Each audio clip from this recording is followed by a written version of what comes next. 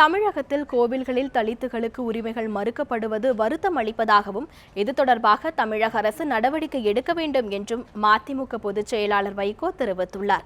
கடந்த சட்டமன்ற தேர்தலில் தேமுதிக, தமாக ஆகிய கட்சிகளுடன் இணைந்து மக்கள் நல கூட்டணி தேர்தலை சந்தித்தது. இக்கூட்டணி ஒரு தொகுதியில் கூட வெற்றி பெறாததை அடுத்து தேமுதிக மற்றும் தமாக ஆகிய இரு கட்சிகளும் மக்கள் நல கூட்டணியுடன் இணைந்து செயல்படுவதில்லை என்று அறிவித்தன.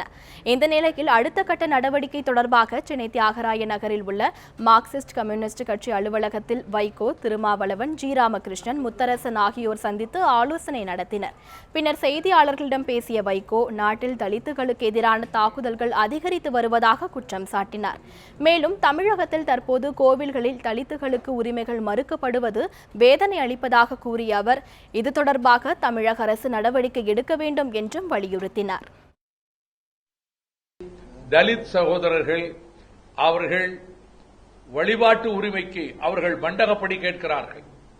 இது ஒரு உரிமையாக இருக்கக்கூடிய மண்டகப்படியோடு எங்களுக்கும் சேர்த்தே அனுமதி கொடுங்கள் என்பதற்கு மறுப்பு தெரிவிக்கின்ற காரணத்தினால் நாங்கள் மதமாற்றம் செய்து கொள்ளப் போகிறோம் என்ற அறிவிப்பெல்லாம் வெளிவந்திருக்கிறது.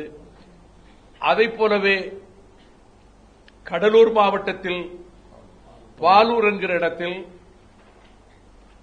சாமி தரிசனத்துக்காக அவர்கள் தேர் கொண்டு வருகிற போது அவர்கள் வழிபடுகிற அந்த ஆண்டவரை நாங்கள் தெரு முனையிலே நாங்கள் இருந்து வழிபடுவதற்கு கூட எங்களுக்கு அனுமதி மறுக்கப்படுகிறது என்று அவர்கள் குறிப்பிடுகின்றார்கள்.